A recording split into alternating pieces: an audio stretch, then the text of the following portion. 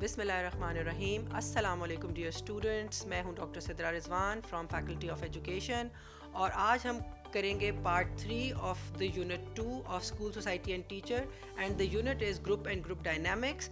हमने बात की पहले ग्रुप क्या होता है, उसका स्ट्रक्चर क्या होता है, उसके बाद हमने बात की टाइप्स ऑफ ग्रुप की। आज हम बात करेंगे उन्हीं टाइप्स ऑफ ग्रुप्स की एक्सटेंशन के लिए कि इंडिविजुअल वर्सेस ग्रुप बिहेवियर। अब हम ग्रुप के बिहेवियर की बात करेंगे and modelling behaviour. Individual versus group behaviour क्या होता है? देखिए, हर इंसान जो है उसकी ये बिहेवियर वो डेवलप करता है सोशलाइजेशन से। जिस तरह हमने बात की प्राइमरी और सेकेंडरी सोशलाइजेशन से, ये उसकी ज़िंदगी को, उसके बिहेवियर को मोल्ड कर रहे होते हैं। अब इंसान अकेला भी होता है और इंसान ग्रुप में भी होता है, और वही इंसान सीखता है कि जब मैं अकेला हूँ मैंने किस से किस तरह बिहेव करना है। तो यही बातें होती हैं इंडिविजुअल एंड ग्रुप बिहेवियर में। फॉर एग्जांपल, जब ग्रुप का बिहेवियर है वो एक दूसरे के साथ जुड़ा होता है, इंटरडिपेंडेंस होती है ग्रुप के बिहेवियर में, क्योंकि कोई भी इंसान अलोन एक्ट नहीं कर रहा होता। आपको पता है कि ये सब लोग हैं, हमने इनके साथ मिल के चलना है। फॉर एग्जाम्पल, आप किसी ट्रिप पे गए हुए हैं तो वो ग्रुप है, वहाँ आपने एज अ ग्रुप एक्ट करना है। आपने जिस तरह आपको आपका जो गाइड है वो लेके चल रहा है, आपने उसको फॉलो करना है। जिस टाइम पे वो कहता है आप वापस बसों में आ जाएं, आपने वापस आना है। जिस टाइम पे वो कहता है लंच सर्व होगा, आप सबने उसी टाइम पे लंच करने जाना है। तो ये क्या है? ये ग्रुप बिहेवियर है। आपको पता है कि जब आप ग्रुप में हैं तो आपने कैसे बिहेव करना है।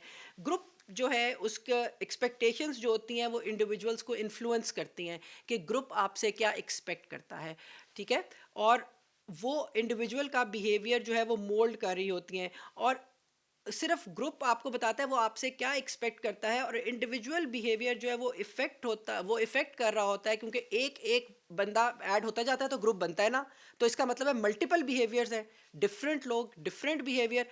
तो ग्रुप, आपको पता है कि ग्रुप में आपने कैसे बिहेव करना है, और आपका बिहेवियर ग्रुप को इफेक्ट कर रहा होता है और ग्रुप की डायनामिक्स आपके बिहेवियर को इफेक्ट कर रही होती हैं as an whole. For example, depend करता है ना, डिफरेंट ग्रुप्स हैं। फॉर एग्जाम्पल, अगर आप एक म्यूजिक के ग्रुप में हैं तो उसकी रिक्वायरमेंट्स कुछ और है, और अगर आप एक मस्जिद की कमेटी के ग्रुप में हैं तो उसकी रिक्वायरमेंट्स और है। तो वो जो ग्रुप आपसे एक्सपेक्ट करता है, आपको पता है कि एक ही आप अगर इस ग्रुप में है तो आपने कैसे बिहेव करना है, और आप जब दूसरे ग्रुप में तो आपने कैसे बिहेव करना है। और जो ग्रुप का एनवायरनमेंट है वो आपके बिहेवियर को भी साथ साथ मोल्ड कर रहा होता है। आप सीखते हैं कि जब लोग ज़्यादा होते हैं, ज़्यादा लोगों की आरा होती है, सब लोगों को मिल के चलना होता है, तो आपकी इंडिविजुअलिटी से आगे बात निकल जाती है। आपने सबका ख्याल रखना होता है। ठीक है, फॉर एग्जाम्पल, आप ट्रिप पे गए हैं, आपको पता है यू आर अफोर्डिंग, आप एक बेटर अकोमोडेशन अफोर्ड कर सकते हैं, लेकिन आप देखते हैं कि आपके ग्रुप में जो सब मेंबर्स हैं तो एवरेज अकोमोडेशन में आप जाते हैं, ताकि सब मेंबर्स को ये फील हो कि we are part of the same group. ठीक है, तो वहाँ आप कुछ गिव एंड टेक चलता है, और हमेशा ग्रुप्स में आपको पता है कि ग्रुप बिहेवियर जो है आपसे क्या, ग्रुप्स आपसे क्या डिमांड करते हैं। उसके बाद हम बात करते हैं इन्फ्लुएंस टेक्निक्स की। तो टीचर क्या करता है? टीचर एक बच्चे के बिहेवियर को कंट्रोल करता है। फैमिली क्या करती है? आपके पेरेंट्स क्या करते हैं? वो भी तो कंट्रोल करते हैं ना, सिखाते हैं आपको ये मत करो, ये कर लो, अच्छा इस तरह ना करो। तो ये क्या है? तो ये जो है, ये आपको जो टेक्निक है इन्फ्लुएंस की, ये आपको क्या सिखाती है? सेल्फ कंट्रोल सिखाती है। आपको समझाती है कि आपने किस माहौल में कैसे बिहेव करना है। ठीक है, तो सेल्फ कंट्रोल सिखाती है, सपोर्ट करती है, सिचुएशनल असिस्टेंस देती है, और आपको रियलिटी को अप्रेज करने में मदद करती है, इन्फ्लुएंस टेक्निक्स जो होती हैं। ठीक है, अब टीचर जो है वो इसी तरह आपका बिहेवियर कंट्रोल कर रहा होता है, वो आपको सेल्फ कंट्रोल सिखाता है। एक टीचर बच्चे की इनिशियल, जब आपकी स्कूल ज़िंदगी शुरू होती है तो बच्चे की पूरी दुनिया होता है, वो स्कूल, वो क्लास, वो टीचर, वो दोस्त। ठीक है, तो ये सारी चीज़ें आपको सपोर्ट भी करती हैं और आपको बताती हैं कि रियलिटी में, ज़िंदगी में आपने कैसे आगे चलना है। उसके बाद क्लासरूम रोल्स हैं। आपको पता है सारे बच्चे, आप सब लोग स्कूल गए हैं, जब स्कूल जाते हैं, एक घर से निकल के जाते हैं, एक क्लास में जाके बैठते हैं जहाँ बहुत सारे बच्चे होते हैं, तो बच्चा वैसे ही परेशान हो जाता है। तो क्या है, वहाँ एक क्लास में भी बच्चों के डिफरेंट रोल्स होते हैं, और जिस तरह और जो क्लासरूम के स्पेसिफिक रोल्स बताए गए हैं लिटरेचर में, तो हर इंडिविजुअल एक डिफरेंट रोल प्ले कर रहा होता है। तो इसमें जो मेन रोल्स बताए गए हैं उसमें कुछ बच्चे होते हैं जो लीडर्स होते हैं, जो आउटशाइन करते हैं, जो इंटिमिडेट करते हैं, या जो बहुत आउटस्टैंडिंग परफॉर्मेंस करते हैं, उनको लीडर्स कहते हैं। इसके बाद कुछ बच्चे होते हैं जो क्लाउन्स कहलाते हैं, जो हर वक्त जोक्स क्रैक करते रहते हैं, हर वक्त माहौल को लाइट रखते हैं। और यूजुअली क्लाउन कहा जाता है कि वो लोग एक्ट करते हैं जो अपनी कोई ना कोई खामी छुपा रहे होते हैं, जिनको कोई मास्क कर रहे होते हैं वो अपनी इन्फीरियोरिटी को। इसके बाद होते हैं फॉल गाइस, वो लोग जो हमेशा दूसरों का ब्लेम लेने को तैयार होते हैं। किसी को कोई चीज़ गुम हो गई, उस बेचारे ने कहा अच्छा मैं आपको भर दूंगा। या अगर क्लास में किसी की आवाज़ निकली, टीचर ने कहा किसने आवाज़ निकाली, तो वो बेचारा कहता है सर आई एम सॉरी, मेरे से मैंने आवाज़ निकाली। वो फॉल गए होते हैं, वो दूसरों का ब्लेम लेने को तैयार होते हैं। और क्यों तैयार होते हैं? ताकि वो उस क्लास के ग्रुप में एक्सेप्ट कर लिए जाएं, ठीक है। और इंस्टिगेटर्स, कुछ लोग होते हैं जो इंस्टिगेटर्स होते हैं। ऐसे बच्चे आप लोगों ने भी सारी ज़िंदगी गुजारी स्कूलों में, तो ऐसा कोई ना कोई बच्चा होता है जो कोई ना कोई ऐसी क्लास में बात शुरू करता है जिससे माहौल जो है वो डिसिप्लिन जो है वो ख़राब होता है। उन्हें इंस्टिगेटर कहते हैं। ज़रूरी नहीं है कि कोई नेगेटिव ही हो। फॉर एग्जांपल कोई किसी के कान में कोई बात की, सारी क्लास ने गिगलिंग शुरू कर दी, ठीक है, तो ये इंस्टिगेटर है। ये नेगेटिव भी होते हैं, पॉजिटिव, लेकिन वो हर चीज़ की शुरुआत करते हैं, चाहे वो नेगेटिव हो चाहे वो पॉजिटिव हो। अगर क्लास सुकून से बैठी है तो लड़ाई झगड़ा शुरू हो जाता है, ठीक है, किसी को पेंसिल की नोक चुबा दी, तो ये इंस्टिगेटर होते हैं। इसके बाद हम बात करते हैं रोल मोटिवेशन की। स्टूडेंट अडॉप्ट करते हैं डिफरेंट रोल्स ताकि वो अपनी पर्सनल नीड्स को फुलफिल कर सकें और फंक्शनिंग की जा सके, functioning place in the group. और फाइंड अ फंक्शनिंग क्यों करते हैं? एक तो अपनी पर्सनल नीड्स को पूरा करने के लिए, और दूसरा जिस ग्रुप में होते हैं उसके फंक्शन में अपना हिस्सा डालने के लिए, ठीक है, या उसकी फंक्शनिंग में अपनी जगह बनाने के लिए जो है ये मोटिवेशन रोल्स होते हैं, ताकि वो एक्सेप्ट किए जाएं। इसमें टीचर का क्या रोल है? टीचर्स का साइकोलॉजिकल रोल है, ठीक है, एक परसीव्ड है, रिप्रेजेंटेटिव ऑफ सोसाइटी है। टीचर भी जिस सोसाइटी में स्कूल होता है उस सोसाइटी का पार्ट होता है टीचर। तो जब हम स्कूल, सोसाइटी एंड टीचर की बात करते हैं तो टीचर जो है वो स्कूल का भी, वो एक कॉमन एलिमेंट है जो स्कूल का भी पार्ट है और सोसाइटी का भी पार्ट है, ठीक है। तो रिप्रेजेंटेटिव है टीचर सोसाइटी का। टीचर को एक नॉलेज गिवर ऑफ नॉलेज कहते हैं, एक सोर्स ऑफ नॉलेज है, जिसके पास, जिसको वो दे रहा है नॉलेज, उससे ज़्यादा नॉलेज है, ये परसीव किया जाता है। और टीचर एक डायरेक्टर है, आर्बिट्रेटर है, उसने सुलह करानी है, उसने बच्चों को डायरेक्शन देनी है, उनको गाइड करना है, उनको फैसिलिटेट करना है।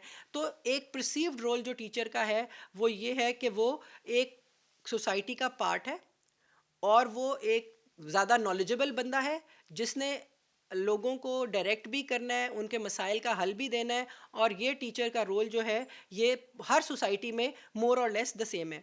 उसके बाद कंसिस्टेंसी की अगर हम बात करें तो टीचर का ये रोल जो है ना, वो ये नहीं है कि आज टीचर फैसिलिटेटर है, आज टीचर गाइड बना हुआ है और कल टीचर जो है वो बिल्कुल ही उससे ऑपोजिट हो जाए। नहीं, ये जो टीचर के रोल हैं जिसमें हम कहते हैं कि वो सोर्स ऑफ नॉलेज है, गाइडर है, फैसिलिटेटर है, वो गाइडेंस प्रोवाइड करता है स्टूडेंट्स को, सोसाइटी की एस्पायरेशंस को स्कूल लेके आता है और फिर उनको फिलफिल करता है।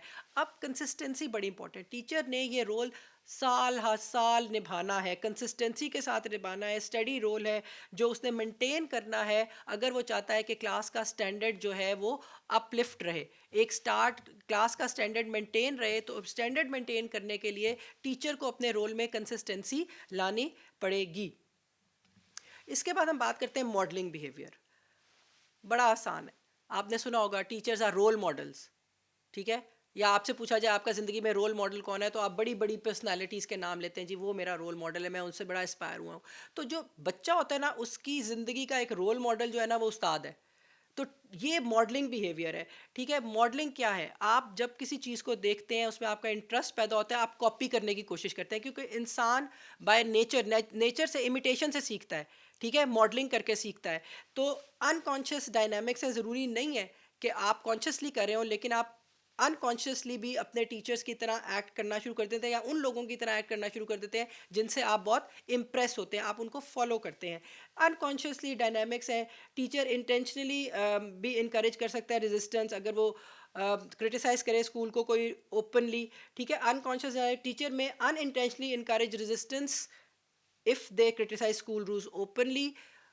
तो ये मॉडलिंग बिहेवियर है। इसके बाद ग्रुप एज अ होल है, कलेक्टिव पर्सनैलिटी है क्लास की, broader than any one individual student है।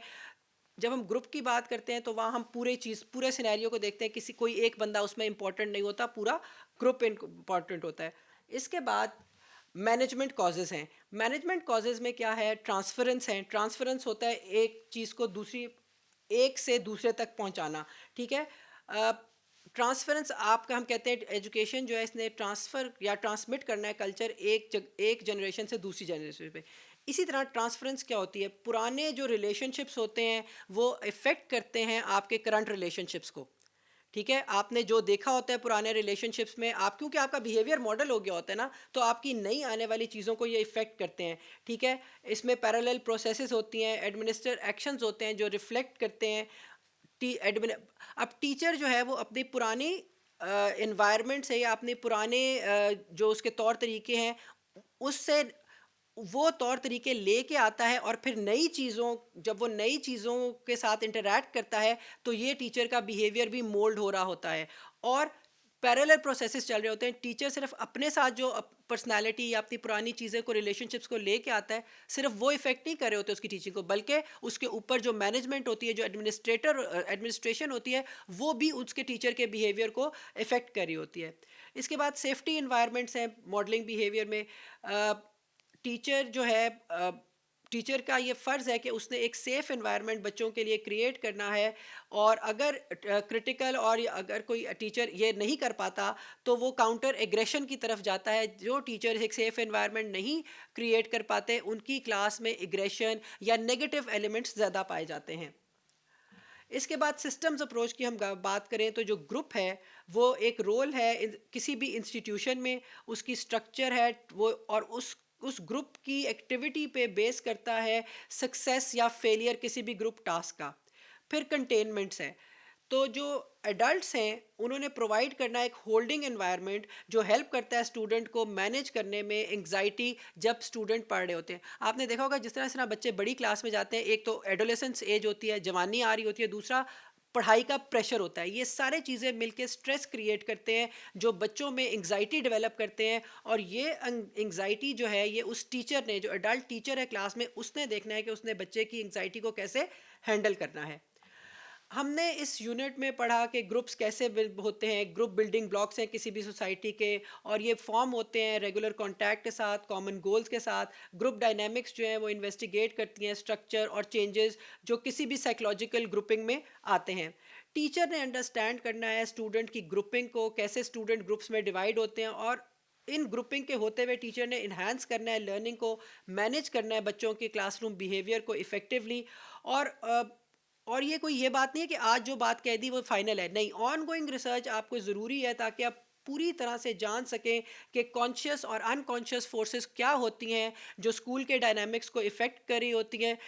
और ये इसके ऊपर लगातार रिसर्च जारी रहनी चाहिए, और जिस तरह इस तरह रिसर्च होगी हमें नई बातें ग्रुप्स और ग्रुप डायनामिक्स के बारे में पता चलेंगी, क्योंकि बदलती हुई सोसाइटी के साथ ग्रुप और ग्रुप डायनामिक्स भी बदल रहे हैं। इसके साथ ही स्टूडेंट्स आपसे इजाज़त चाहूँगी। अल्लाह हाफ़िज़।